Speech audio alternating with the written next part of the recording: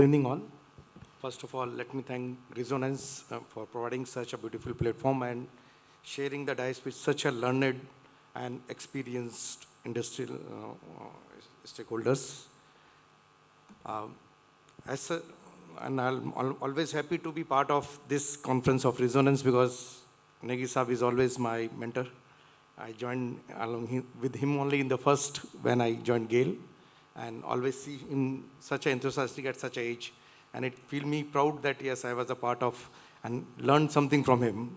And still we are learning a lot of things from him.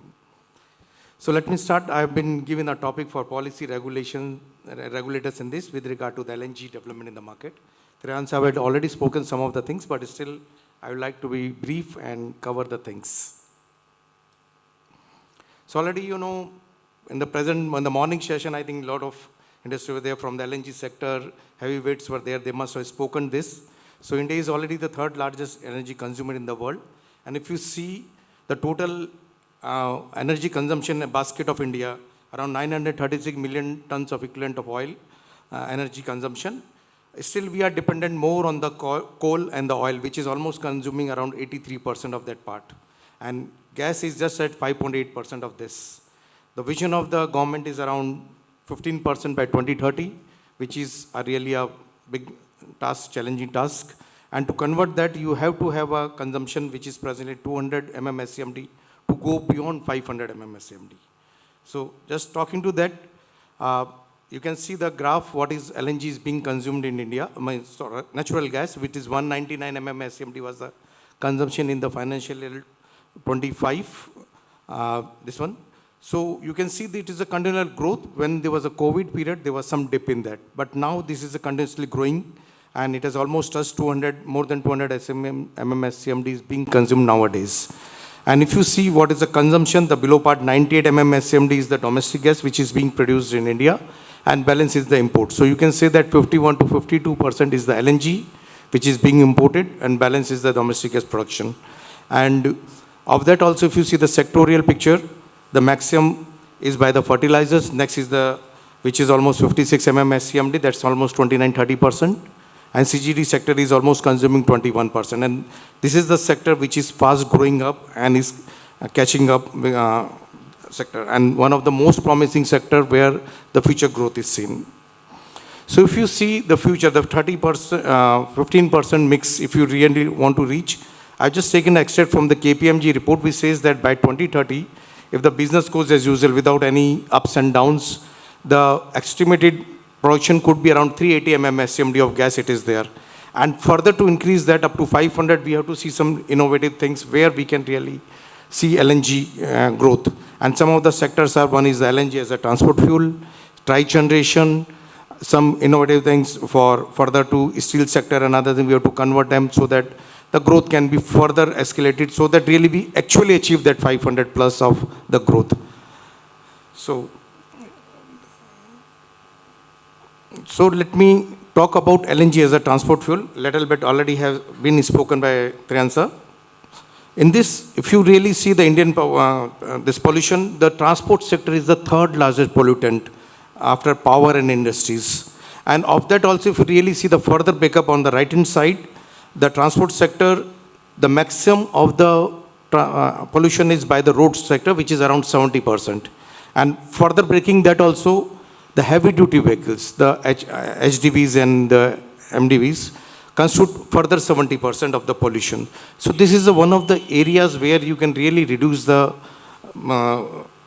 pollution and target how to convert this from the diesel to the other places. So alternate fuels rather I can say. So considering that these heavy duty vehicles are consuming around the total consumption in India of HSD is around 89 million metric tons. And of that, if you see the total graph, the circle which is there, around SCVs, LCVs and the buses, interstate buses, this part which is running on the diesel is consuming around say 36 to 40% of the total diesel consumption in the country. So if this area is targeted, this is the area where SCVs are almost 79 lakh vehicles which are running in the country. And if you see, compare it with the international things, in China today, almost 7 lakh plus vehicles, 7 to 8 lakh vehicles are converted into LNG. And almost there are more than 6,000 LNG stations in China consuming 13.5 million metric ton of LNG. That's convert to almost 50 SCMD of gas. That means 25% of the India's consumption is just going into the transport sector in China. Similarly, in Europe, you have around 80,000 plus vehicles, almost 500 stations, consuming 1.6 million metric tons of LNG. US again, you have 35,000 to 50 plus LNG stations with 0.8 MMTP. So you can see there is a huge potential. And considering this, I have taken the data from the PwC report that they expect that in India, this may grow to 3 to 4 MMTP by 2035. And IHS study says that it can go up to 1.5 MMTP of growth by 2030. That is what is the projections they say. So to convert this equivalent, we have to see how we can do that. To just see that, a lot of discussions goes on with the ministry, with JS and other people, Ministry of Petroleum. There what we were targeting was that, yes, to convert this, what is the requirement is that we expect that by this by the end of this year, at least 4,000 to 5,000 trucks should come in the market, and which will be consuming around 0.15 MTP of LNG. Today, there are only 900 to 1,000 trucks which are on the LNG with around 27 to 28 LNG dispensing stations. I'm not talking of the LCNG station with the additional like around 18 by AG&P and other mega other people, but still they are converting now to the LNG dispensing. But today there are 27 odd stations which are already converted to the LNG, which are purely either LNG stations or LCNG cum LNG stations. So these are coming up. So we expect that by 2030, at least the government, what we are discussing, in that at least we should target 80,000 plus vehicles to be converted to LNG. So almost that will be leading to a consumption of 2.4 MMTPA of LNG consumption. So this is an area which is a growth sector where we can say that yes, around 10 to 15 SCMD of gas consumption can be consumed in this area. For that, a lot of infrastructure is coming up. A lot of OEMs are coming up. Tata Motors, Ashok Leyland, Blue Energy, Volvo, everyone have come up with different models. They are in 19 tonner, 46 tonner, 55 tonner. And also retrofitting is also available. There are 2-3 players who are doing the retrofitting also. So we can say that every year if you have to reach that 80,000 means almost 20,000 trucks per year we have to convert that. For that, we have to have some strategies. We have to have some policies, regulations in picture. So first of all, what is required is that, yes, we have to have the LNG infrastructure. Just 25 or 30 all stations which are there, and another 50 to 70 station in the pipeline is not the infrastructure which we see in the future. It has to be on the entire country has to be covered with LNG so that the trucks which are plying from one end to the another end should be able to get that LNG. So that is one is there on the highways, industrial areas, sectors, everywhere we should do this. We should promote with the fleet operators how to convert into it. We have to see that what is the long-term price we can offer to the sector, because they are little bit susceptible that if I convert into LNG, what will be the LNG price in the future if there is something Ukraine war happened like that when the LNG prices have gone up. So how I will be able to sustain that? That is one of the area where the big players like us, GAIL, are coming in picture. We will be trying to give a sustainable price over next 3 to 5 years. So that is what we are going to do. And maybe, like Terence was talking, the consumer says that, yes, kitna sasta milega, kitna cheap milega, 1 or 2 rupees cheaper. That is what is actually the demand of the customer. So we have to see that, how we manage that. And a lot of things we have to do. So for that, at least we should have 500 plus LNG stations by 2030. So to talk of that policy supports in China, or if we say other European country where there, it has not come easily. It has come with the support of the government, with the policies which are there. So I've just listed on some of the policies, like there is a subsidy on purchase of the LNG vehicle. What is there on the EV vehicles? Today, there is some subsidy is there, some taxation is there. Like this, the government is giving a subsidy on the purchase of vehicle, not in China, Italy, Spain, Netherlands, and Germany are giving a comparison here. So all these companies, they are promoting. So that what is the need of the hour, that yes, there should be some policy with regard to LNG also in the country, like what is there in the EV. Similarly, there are some monetary benefits for scrapping the diesel vehicles are there. That is there, lower taxation on LNG vehicles, that GST is there, higher GST is there. Then toll exemption is there, procurement policies has to be there to promote this LNG. If you are putting a fleet of diesel, you put certain percentage of the LNG trucks in that. That is one of the promotion policies. Similarly, fuel efficiency targets for lowering the emissions. So these kind of things are required as a policy support which are there, which the other countries have done. China, what I was talking of the 7 lakh odd vehicles is just because of the government support which has come.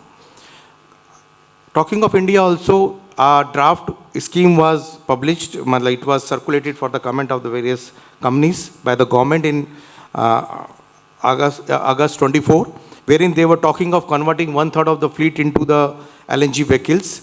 I mean, allocating some quantity of gas, of domestic gas to this sector, 0.5 they were talking, which could be the helpful for this.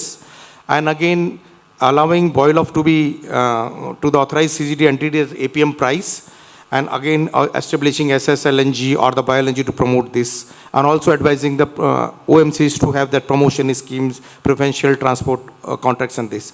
But still, the thing is that the need of the hour is to act fast. The 2021, there was one policy was published, then there was amendment, some improvisation was came into that and it has been circulated, but still this has to see the daylight. The government has to see that this is published fast, this policy is published, so that it is beneficial to all the industries. So talking of this, some of the things which we require is that, yes, one like the EVs are there. Similarly, one is that we reduce the GST. The LNG sector, all the trucks which are like diesel, LNG trucks also have the 28% GST. So I've just suggested 5%, or maybe it is reduced to 10 or 12 also. Whatever is the reduction will be benefit to the industry, and this transporters will be motivated to convert to this. Their cost will be reducing. Then all this component, there is a custom duties there on the component which are being imported, that should be reduced. Some carbon cess, if really they want to have a green fuel promotion, then they can introduce some kind of a cess on diesel and the polluting fuels, that is there. Then allocation of some domestic gas, which I was talking in the previous also, they are 0.5. Similarly, it should be at least for some 3 years or 5 years, they allocate some gas to this sector so that a reasonable price can be offered to the customer. Then boil off issues, thanks to PNGRB, they also constituted one committee for the boil off. They have given their recommendation now, which is in the public consultation now. So probably some kind of addresses will be there with regard to the boil off, which is one of the key issues with the LNG sector. Then loading terminal charges are there. I think PNGRB has already brought some regulations with regard to terminal, this one. So probably they will be looking also into it. I'm looking towards the Tiwari sir also, that yes, loading charges is different, especially the Dahej, there is the loading charges are high. So probably they will be looking into it, how that can be bought at par with the other terminals of Dabhol or Dahej. Dahej is the higher one. Dabhol or Dhamra terminal is the low. So that could be at parity. That will be helpful for the industry. And final gadget for the MRU is there, which is the mobile refueling unit, which is one of the very important aspects that can help develop the mining sector, because in mining sector we cannot have the fixed LNG stations. So the MRU is the one which can go to the different mining parts from the one main station and can dispense the LNG similar to what is being the bowsers for the diesel or the petrol or aviation fuel. But though Gazette was published, draft Gazette was published in May 2024, yet the final Gazette is yet to be published. We have been taking it with various levels with ministry. So I will request the regulator also to help us. Today only there was a meeting in the for the mining sector in PNGRB. I am coming from that meeting only here, directly here. So there is a lot of things supporting being extended by PNGRB, where we also talked of this MRU only today. So probably they will be taking this with the DPIIT ministry to expedite this. Then LNG, of course, in the GST regime, because the different states have different rates. That's why the rate is varying. So just that's there. And then now let me come a little bit on the small scale, and then I'll finish this one. So small scale is one of the initiatives, which is a new initiative that, it is just similar to LNG terminal, but on a very small scale. So the gas can be converted into liquid. So this is one of the special kind, which it has a lower capex because it's on a very small scale of 8 ton, 10 ton, 18 ton, whatever the different modules are there. So it can be, and easy to establish in a very smaller time. This could be done. And the beauty is that it can be placed at anywhere. If it is one of the special thing, the special places are that one of the places is the isolated gas fields, where there is a lot of flaring of the gas and other things. So there, if you can put this, and then convert that gas into the liquid LNG and then transport it, you can save that flaring. Or the CGD sector, which is already in the LNG mode, are there. They are in the central India, they are placed there. The pipeline is not available there. So they are bringing the gas from the terminals. But the distances are more. So if you put this LNG at the farthest, nearest point of the pipeline and then convert that into LNG and then bring it to your LNG station. So that could economize the cost. But the only, that is one there. So this could help is this. And the third is the bio LNG.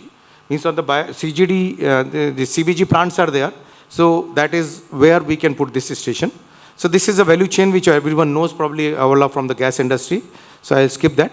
So in this SSLNG plant, we have put 2 units in Vijayapur as a trial project, which was taken from Galileo. The 2 units are 18 ton each. So we have made them operational there, and we are producing around 1 unit is running, 1 we are now shifting to Sangrur. So in 18 ton, we are producing around 13 to 14 tons of LNG per day from the gas, and which we are supplying to our Mandideep. So what we were bringing the gas from the Dahej to for 700 kilometers to Mandideep is now we are taking it from Vijayapur, which is hardly 175 kilometers. So that way we are economizing on the base of the reducing the transportation cost and the distances, increasing the safety. So that is the similar kind of things are being, we are talking to this oil companies, ONGC, oil, other things where we can put this on the isolated fields, or we are also trying to put at the far off distances from where we will be supplying it to the industry. This LNG is there. Now only the bottleneck for this is are there, which some of the things which you require is, one is that considering the quantum, the volume is low, around 8 ton, 10 ton, the high capex and opex leads to a differential cost, because in the gas cost, this conversion cost is added. So that can only offset when there is a distances are more. When the distances is low, it is better to have that LNG directly from the terminal to your place. But when distances are more, yes, the $2 or $3 of transportation can be offset. But the capex right now is between $3 to $4 per MMBTU, which we have to bring down to $2 or something less. So there are many parties, different players are coming apart from Galileo, from Italy and other places. They are offering this suggestion, but we are talking to them so that a better solution can come and a cheaper solution can come. So that is there. And to make this competitive, one is that, yes, some kind of, again, allocation of some gas for this particular may be given at that place, so that then we can convert it into LNG and supply to the CGD customer there itself. Because right now the market-driven gas is to be only converted. That's one of the things. Then PLI scheme can be introduced by government. Sometimes like what is DPI scheme is there, the pipeline, they have the incentive schemes. Similar kind of a thing, if they have to promote for this, essentially, this will be requiring the support. And another is the support from the state government. We can have the partnership with them. They can promote it and can do that. So that is from my side. Probably. Thank you.